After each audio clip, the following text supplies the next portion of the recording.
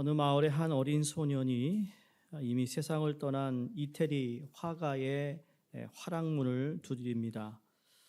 문이 열리자 그 소년은 부인께서 대가의 붓을 제게 빌려주시면 좋겠습니다라고 물었습니다.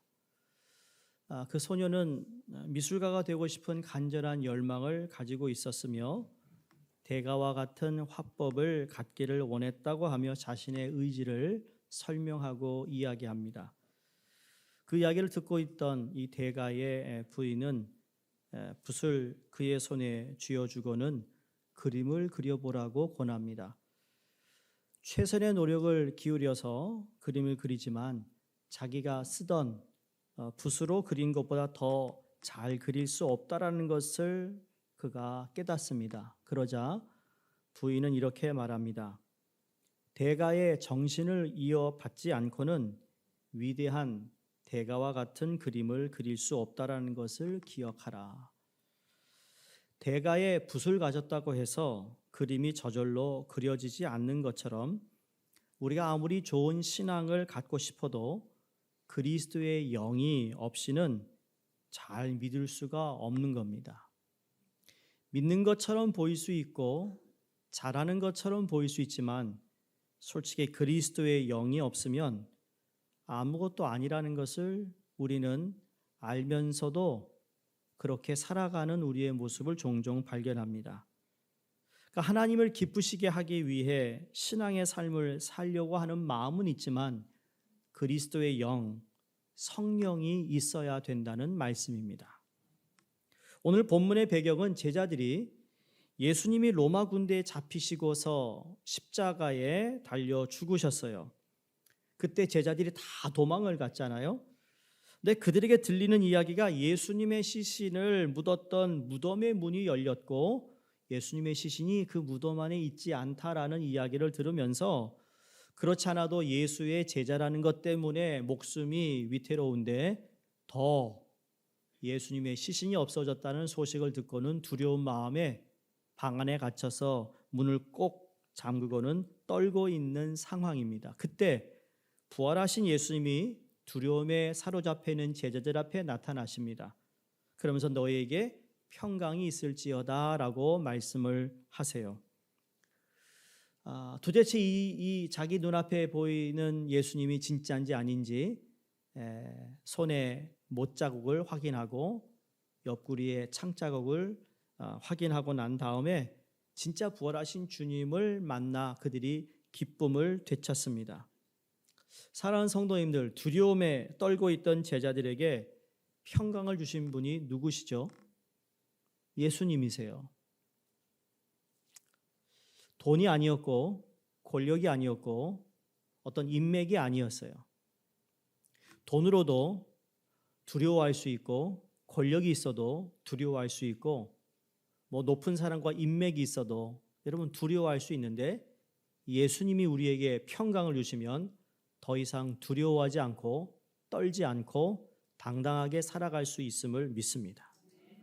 여러분 삶 가운데 어려운 일로 인해 두려움에 사로잡혀 있으세요? 앞날에 대한 불확실한 것 때문에 여러분이 늘 조마조마하며 긴장을 놓지 못하고 살고 있으시다면 부활하신 주님께서 진정한 평안을 주시는 분임을 믿을 수 있기를 주의 이름으로 축원드립니다. 부활하신 주님이 제자들을 향하여 두려움에 떨고 있는 그 자리에서 일어나라 라고 하시는 말씀입니다. 어두운 방에 갇혀 있지 말고 문을 박차고 나가라 라고 말씀하시면서 바로 22절 오늘 읽은 본문 성령을 받으라는 이 말씀 한마디가 모든 것을 다 해결하는 하나의 열쇠가 되고 있습니다. 성령을 받으라.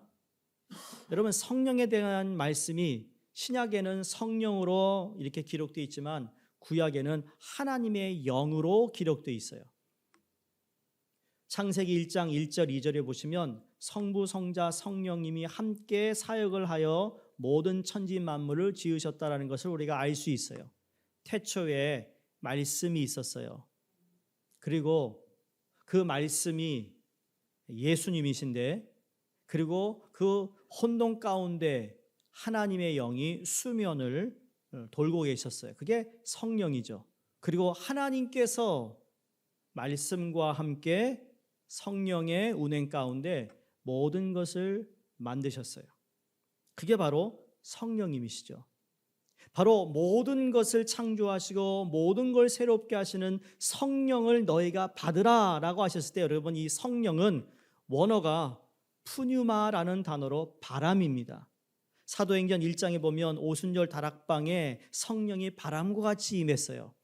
바람이 어디서 어떻게 부는지 알 수 없지만, 눈에 보이지 않지만, 그러나 그 성령이 임하고 있다는 거죠. 여러분, 이 자리에도 예수 그리스도 이름으로 두세 사람으로 모인 곳에 내 이름을 모이 내가 너희와 함께 하시겠다라는 그 예수님의 약속이, 여러분, 이 가운데 성령이 우리와 함께 하시고 임재하고 있다는 사실을 깨달아야 된다는 겁니다.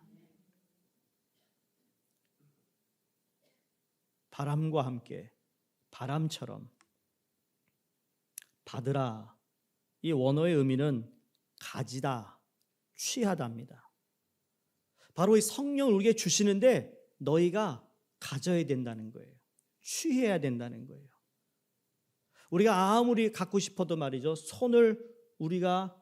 우리 손에 주어지는 것이 내가 웅크레액을 잡을 수 있잖아요. 손을 펴놓으면 절대로 받을 수가 없는 거예요.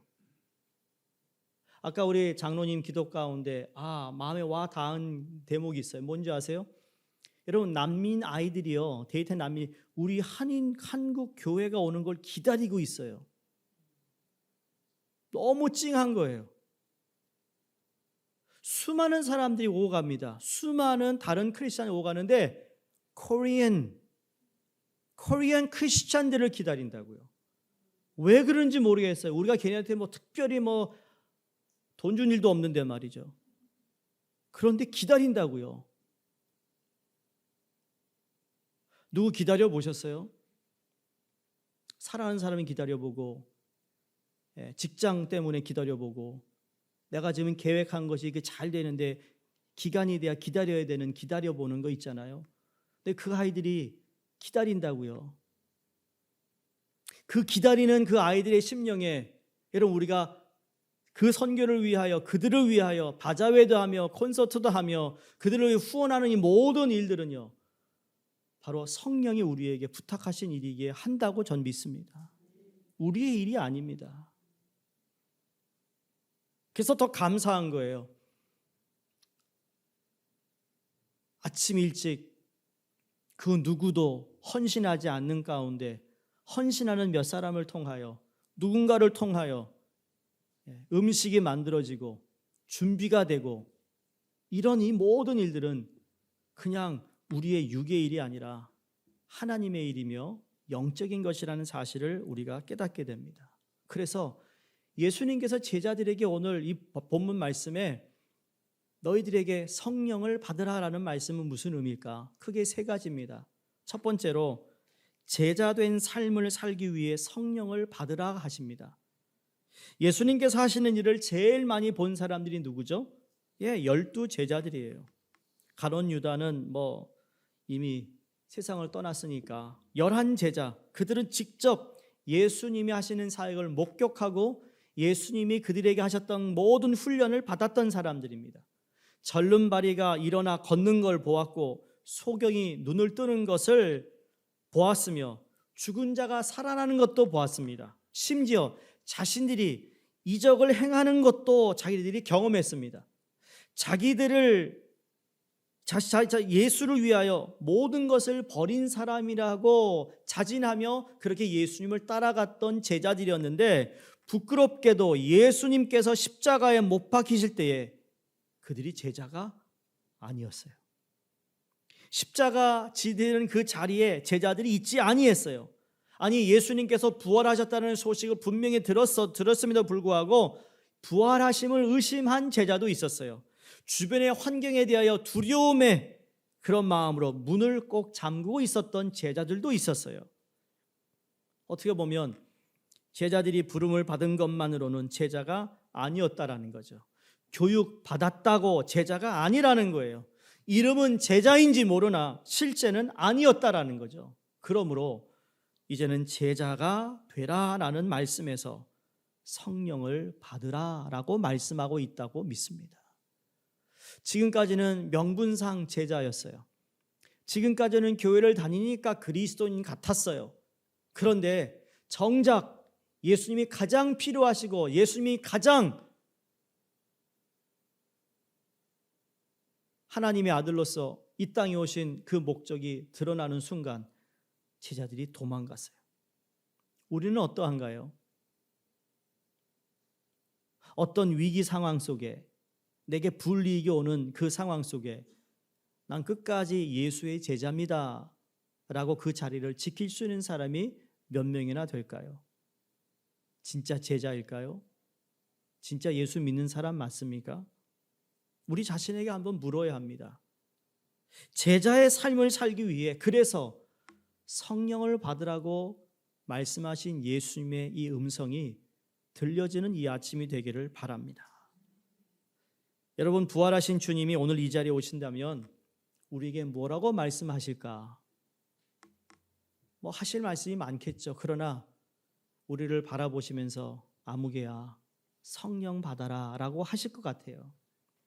재능이 없어서도 아니고 아니면 할 수 없어서도 아니라 바로 성령이 충만함이 우리에게 있지 아니하니 할 수 있는 것도 못하고 소심해지고 겁을 먹고 그래서 못하는 거 아니겠어요? 여러분 다 얼마나 열심히 하시고 잘할 수 있는 일들이 얼마나 많아요. 그럼에도 불구하고 내가 하지 못한다면 여러분 그냥 내가 시간이 없어서라고 핑계 댈 수 있겠지만 그 역시도 성령을 받으면 무엇인지 가능케 하시는 하나님의 능력이 우리로 하여금 그 일들을 하게 하시는 줄로 믿습니다. 어느 분이 교회를 잘 다녔대요. 근데 어쩌다가 중병에 걸려가지고 임종을 앞에 두고 있어서 목사님이 그분 댁을 방문해서 예배를 드립니다. 마지막 구원의 복음의 말씀을 이렇게 제시하고 전했더니 예배 마치고 나서 이분이 그렇게 말하더래요. 목사님, 사실 제가 드릴 말씀이 있습니다. 나는 아직도 담배를 끊지 못했어요. 그리고 교회를 다녔어요.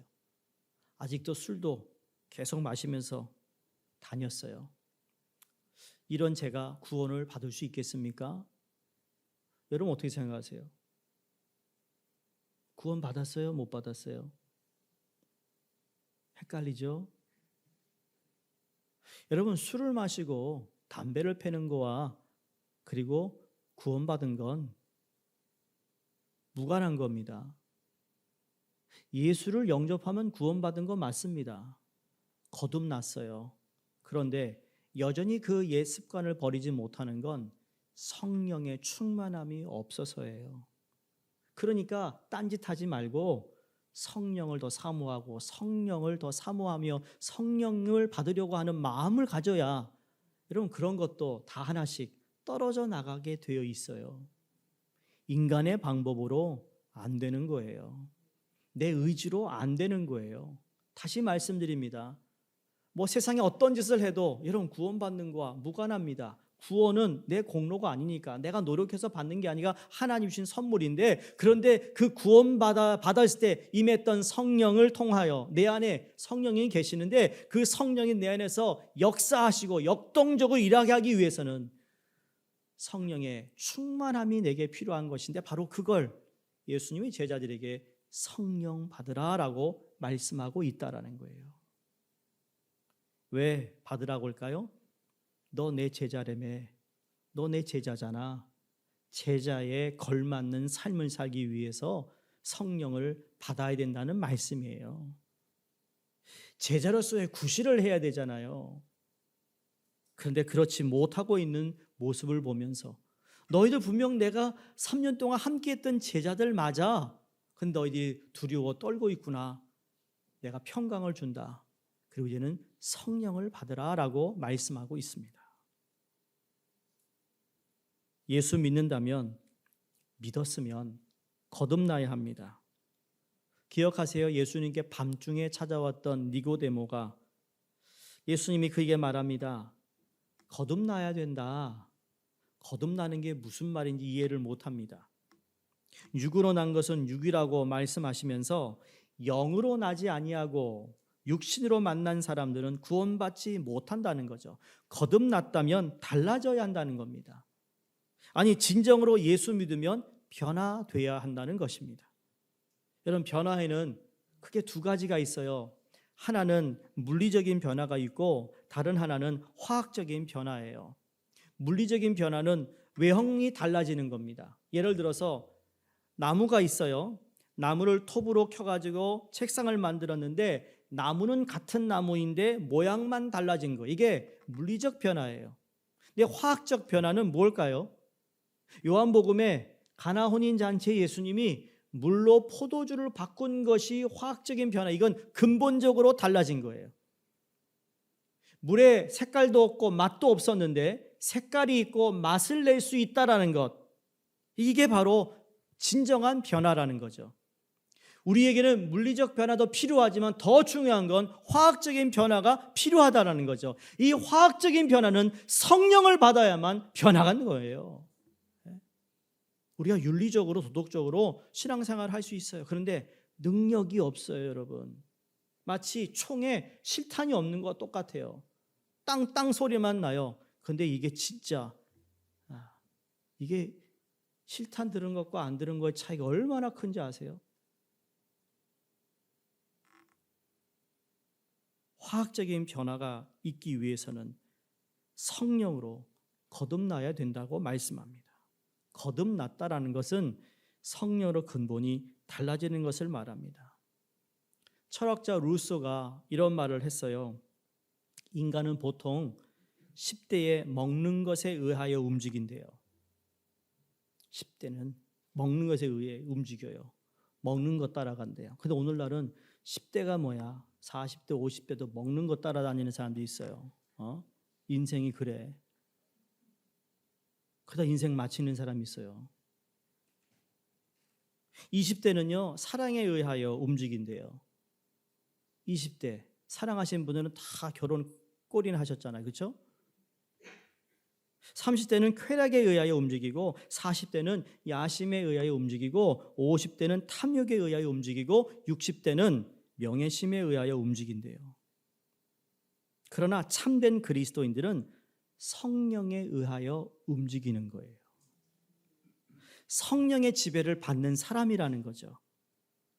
여러분, 10대에 성령을 받으면 10대에 내가 무엇을 해야겠다는 걸 딱 목적을 가지고 공부하기 시작해요.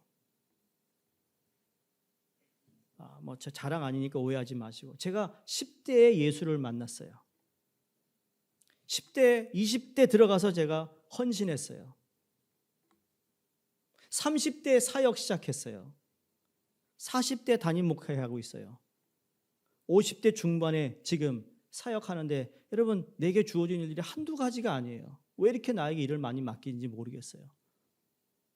똑같아요.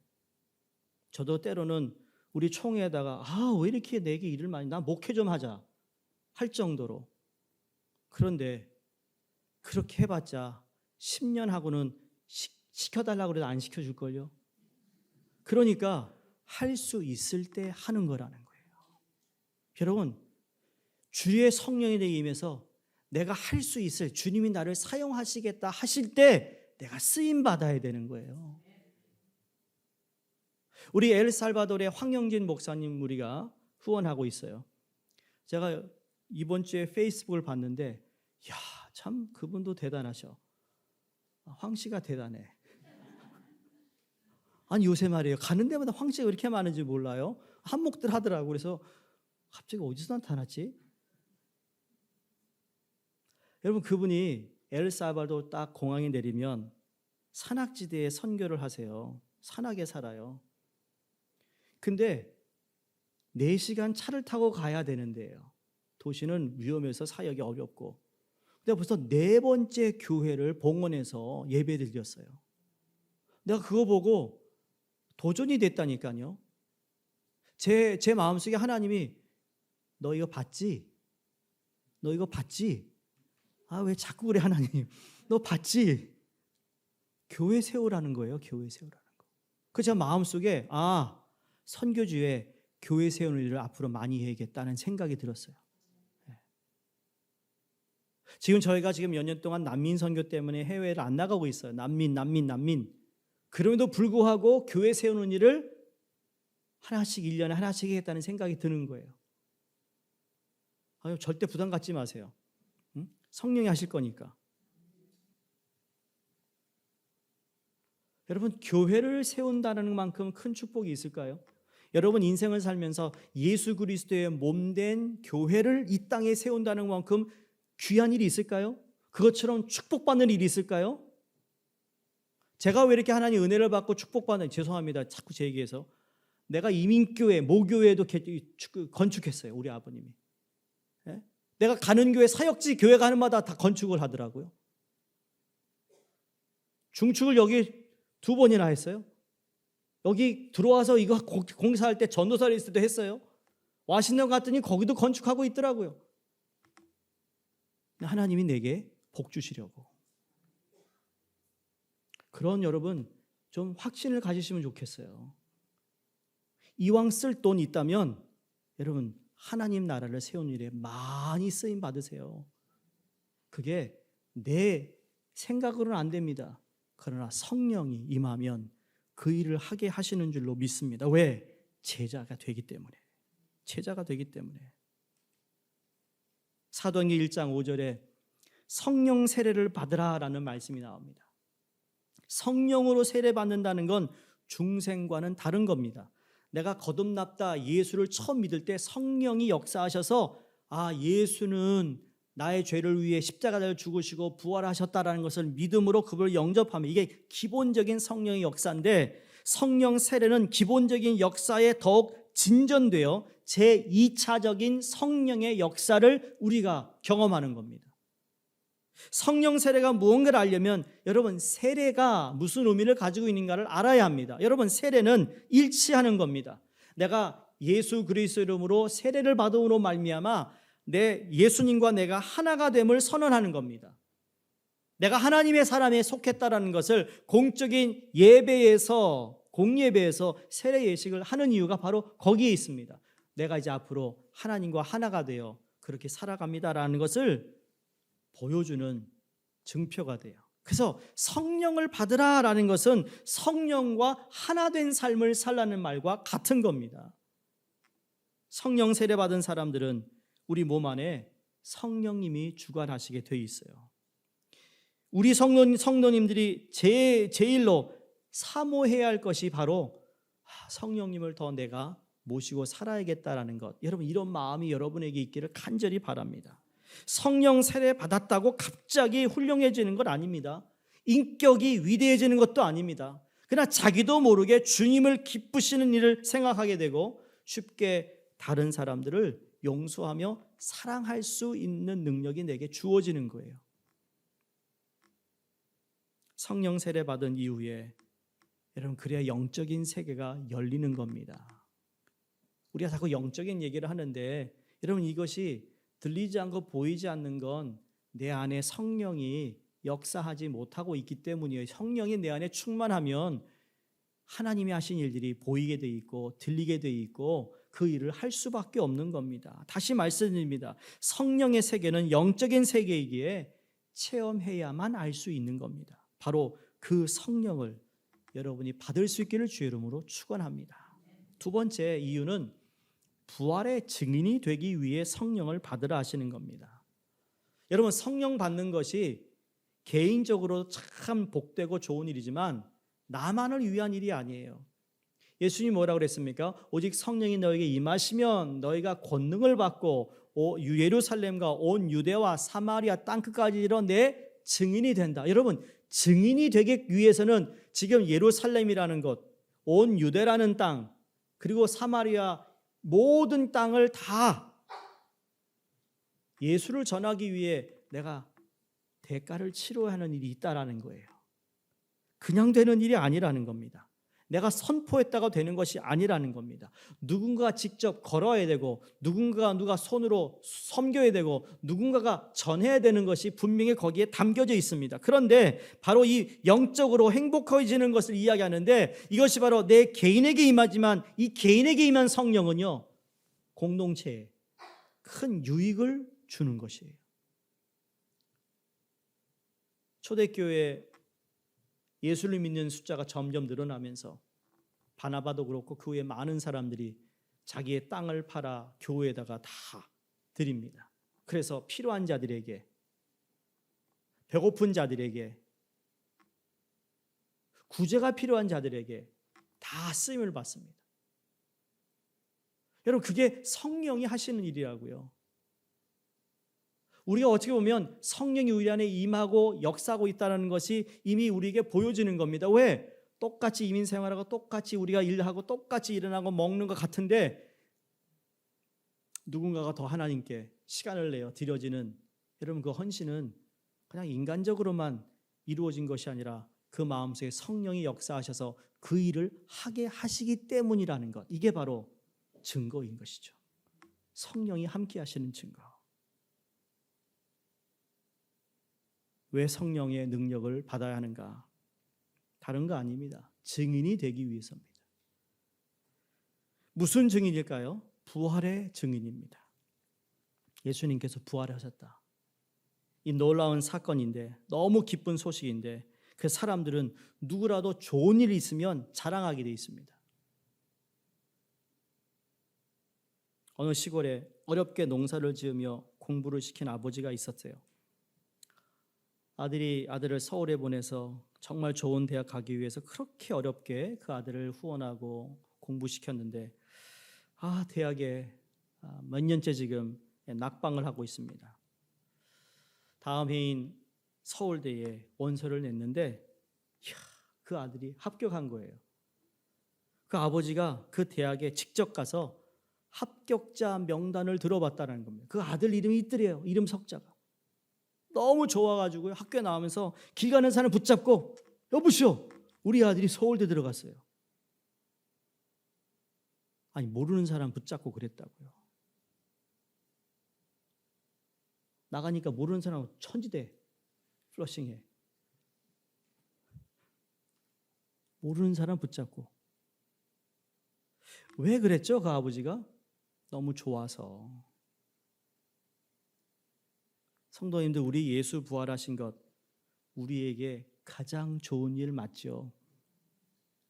그렇다면, 내 삶에 가장 좋은 일이었다면 우리도 그 예수님을 자랑해야 되지 않겠어요? 증인이란 건 누가 억지로 시켜서 되는 일이 아니에요. 제가 어디 나가면 우리 교회 자랑도 하고 우리 성도님 자랑도 하고 이런 일도 자랑도 하고, 우리 바자회가 3년 만에 다시 이렇게 주말에 하는 바자회 해가지고 제가 아는 목사님 다 불렀습니다. 어제 3분이나 왔다 가셨어요. 다 100불 쓰고 갔어요. 나는 김밥 몇 개 사주고 먹이고 나가면서 다 사가게 했어요. 보여주고 싶거든요. 맛있는 음식도 있지만 이렇게 열심히 선교를 위해서 헌신하는 우리 성도들을 보여주고 싶거든요. 그게 증인의 역할이죠. 그 성경은 성령을 받지 못한 사람들에게 증인되라는 말보다 먼저 성령을 받으라 하신 겁니다. 그래서 오직 성령이 너에게 임하시면 그 다음에 증인인 거예요. 야, 증인돼 라고 하지 않았습니다. 너희가 권능을 받고 증인되라고 말씀하셨기에 여러분, 성령 받아야 증인이 되기 때문입니다. 이 증인이 근데 우리의 삶에 보여진다니까요. 어느 책에 three 뿜이라는 것을 누가 적어서 제가 여러분에게 소개합니다. 새 뿜, 새 뿜이랄지 three 뿜이랄지 그냥 뿜자예요, 뿜자. 뿜뿜뿜. 하나는 성령 충만하면요, 기쁨이 생겨요. 기쁨, 그냥 기쁜 거예요. 좋아요. 그 전에 누가 가다 툭 치고 있어 이러는데 지금 그냥 웃어요. 웃을 수 있어요. 기뻐할 수 있는 거예요. 한번 웃어보시겠어요? 성령 충만하면 기쁠 수밖에 없어요. 구원받았으니 기쁘고, 하나님의 자녀된 거 기쁘고, 내가 날마다 주님과 함께 살아가는 거 기쁜 겁니다. 두 번째 뿜은 예쁨입니다. 보는 사람마다 다 이뻐요. 내 자녀만 이쁜 것이 아니라 참 우리 성도도 이쁘고 우리 목원 식구도 이쁘고 우리 최찬 집사님 이뻐 남자지만 예? 핑계 댈 수 있거든요. 그런데 신방을 제가 병원 신방 갔잖아요. 장로님하고 우리 안수 집사님. 그래서 인기가 많더라고 최찬 집사님이. 가가지고는 어떡하든지 이번 주에 예배에 나올 마음인 것 같아. 딱 분위기가. 그래서 내가 그랬죠. 너무 무리하지 말라고. 근데 자기가 얘기를 해야 자기도 지킬 것 같으니까 어제 전화를 한 것 같아요. 저한테 전화했어요. 퇴원했다고. 그러냐고. 그럼 잘 쉬시라고. 내일 갈 겁니다. 얼마나 이뻐요. 여러분, 이쁨입니다. 네? 그러면 세 번째 뭘까요? 무슨 뿜일까요? 바쁨입니다. 바쁨. 바빠져요. 바빠져요. 그렇죠, 여러분. 교회를 하다 보면 참 바빠요. 아니 지금 내가 일주일 일하면서 쉬는 날도 별로 없는데 이렇게 바쁠까? 그렇죠, 이한나 지사님. 너무 바빠. 반주하러 너무 바빠. 우리 뉴욕의 최고의 잔주자 알죠? 예? 큰 건 다 해. 큰 건 다 해. 성령 받으니까 기도 생활하니까 바빠요. 기도 생활 해야지. 예배 시간 빠지면 안 되지. 그렇죠? 증인의 삶을 살아야지. 너무 바쁘더라는 거죠. 근데 성령 받기 전에는 나의 일로 바빴다면 이제 주님의 일로 바빠지는 건 하나도 이상한 것이 아니라는 거예요. 그전엔 내 일로 바빴어요. 먹는 일로 바빴어요. 만나는 일로 바빴어요. 수다 떠느라고 바빴어요. 근데 그게 기도하고 예배드리고 격려하고 참 위로하는 일에 이 증인의 삶이 바로 그런 거라는 거죠. 요한복음 20장 우리가 읽기 바로 21절에 부활하신 주님이 평강이 있을지어다라고 하신 다음에 나도 너희를 보내노라 라고 선교 명령을 하고 있는 겁니다. 평강이 너희에게 임했다면 이제 내가 너희를 보낸다. 아버지가 나를 이 땅에 보내신 것처럼 나도 너희를 보내노라. 같은 언어와 같은 문화권에 사는 사람들에게 복음을 전할 때는 전도라고 말합니다. 그리고 다른 문화, 다른 언어를 사용하는 사람들에게 복음을 전하는 것을 선교라고 하는데 전도가 되었던 선교가 되었던 이건 또 한 가지의 영어 단어예요. 미션인 거예요. 미션. 우리에게 주어진 사명이죠. 교회는 복음의 증인이 되기 위하여 존재함을 믿습니다. 복음 사역의 선교의 주체가 여러분 누구인지 알아야 됩니다. 수종교회도 아니요, 황목사도 아니요, 수종교인도 아니요. 이건 바로 성령이 임하시면 우리가 증인이 된다는 말씀이에요.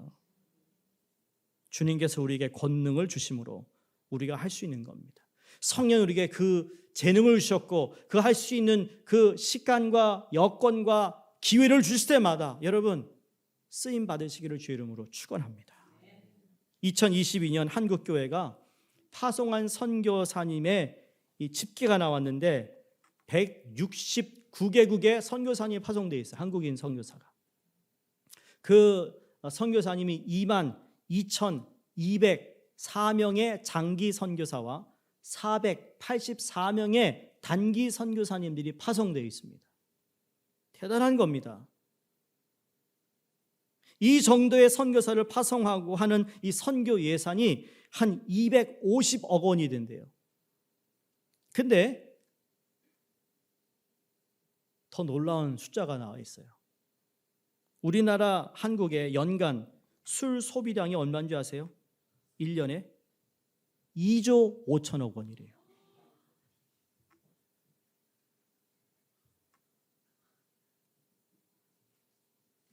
그거 제가 보면서 아직도 멀었구나. 우리가 쫓아가려면 멀었구나. 여러분 놀랬죠? 1년에 그렇게 마셔야 된대요. 저렇게 마셔야 되다가 어떡하죠?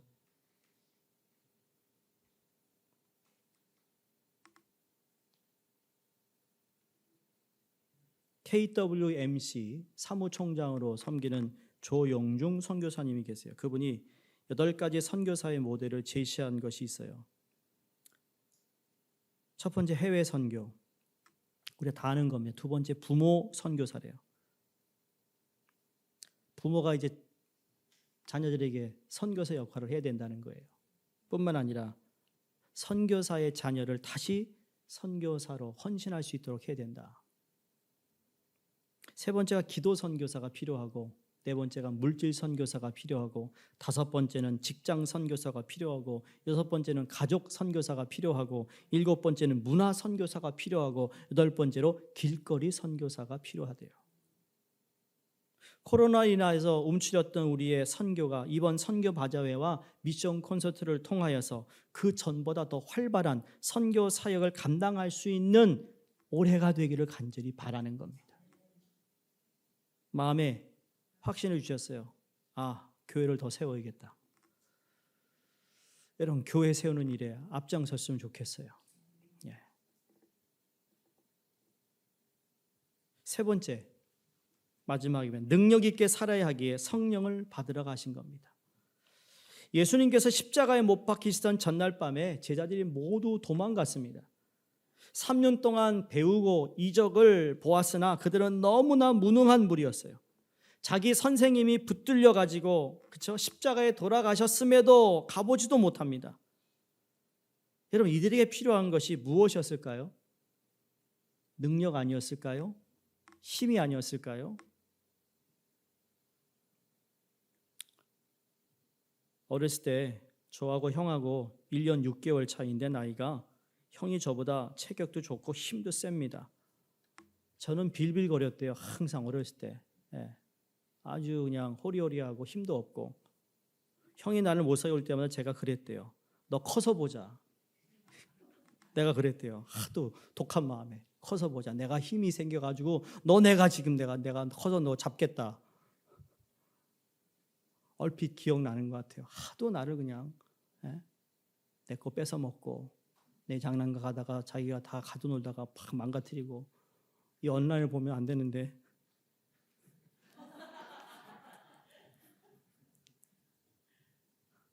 그때는요, 어렸을 때 내가 힘만 있으면 너 이건 하여간 죽었어 너, 그냥 그런 마음이었어요. 우리는 힘 그러면 그런 생각해요. 남을 누르겠다는 힘. 성령의 능력이란 힘은 그런 거 아니에요. 이 힘과 능력은 남을 누르기 위한 힘이 아니라 나를 누르고 남을 더 잘 삼기기 위한 힘과 능력인 것이에요. 그게 성령을 받으라입니다. 우리가 가장 힘든 게 뭐죠? 내 자존심을 상하게 하는 일, 나를 힘들게 하는 것, 내 성격, 내가 참지 못하는 것, 그걸 내가 눌러야 되는 누르지 못해서 터져 나오는 것. 여러분, 거기에 성령의 능력이 임해야 되는 거예요. 성령의 힘이 그때도 작동해야 되는 거예요. 주의 일을 할 때만 작동하는 것이 아니라 진정으로 내가 주님 앞에서 하나님의 성령의 힘이 나로 하여금 나를 자숙해 하고 나를 눌러 어떻게 하든지 예수 그리스도의 이름이 높임을 받는 일, 그게 바로 선교 바자회를 통해 또는 미션 콘서트를 통해, 여러분, 이 성령의 도움 없이는 가능하지가 않아요. 우리가 힘을 모아 음식을 준비하는 일, 육적인 일 것 같지만 여러분 다 영적인 일이에요. 우리가 콘서트를 위해서 찬양 연습하고 성가대와 함께 음악적 연습을 하지만 이 또한 영적인 일이에요. 영적인 일이기에 하나님의 영, 성령님의 도움 없이는 어려운 거예요. 재능도 필요하지만 이 재능을 가지고 하나님의 영이 다스려야만 이 모든 것들이 화목을 이룰 수 있어요.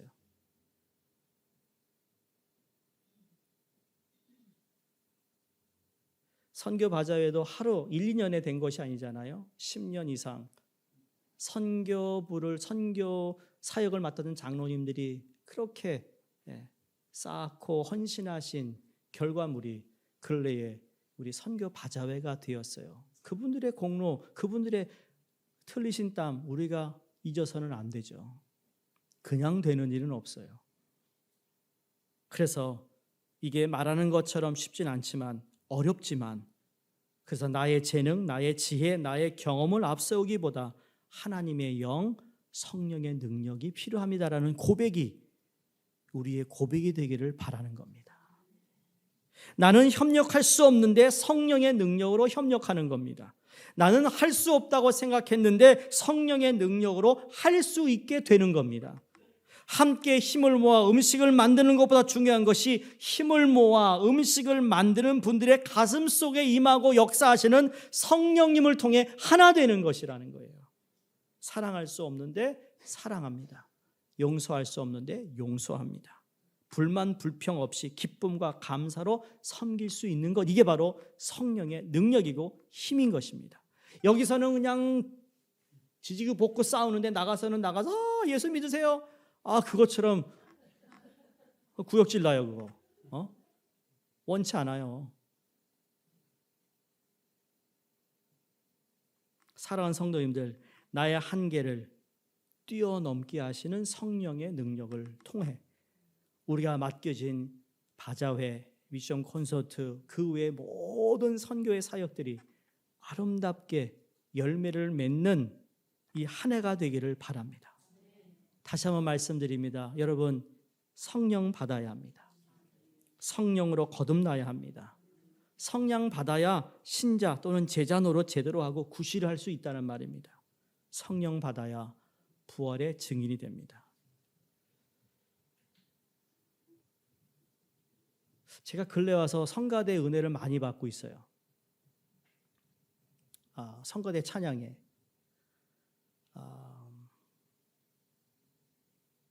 은혜를 받는다는 건 다른 게 아니에요. 같은 마음으로 하나님의 영이 임하고 있구나라는 것을 느끼는 거예요. 절대 이건 육의 어떤 흐름이 지난주에 제가 그랬잖아요. 이게 너무 곡이 좋다.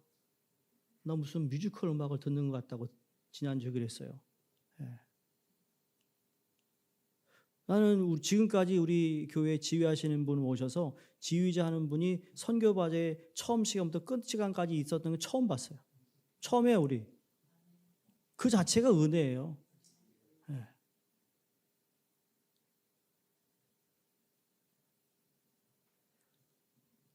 우리 모두는 we all have something to contribute. 크든 작든 우리는 하나님의 나라를 위하여 뭔가 컨트리뷰션 할 수 있는 것이 다 있다라는 걸 잊지 마시기 바랍니다. 이 일을 우리 성령으로 하나 되어 성령의 능력으로 감당할 수 있기를 주의 이름으로 축원드리며 이 일로 인한 우리 가운데 큰 은혜와 복이 넘치기를 주의 이름으로 축원드립니다. 기도하겠습니다.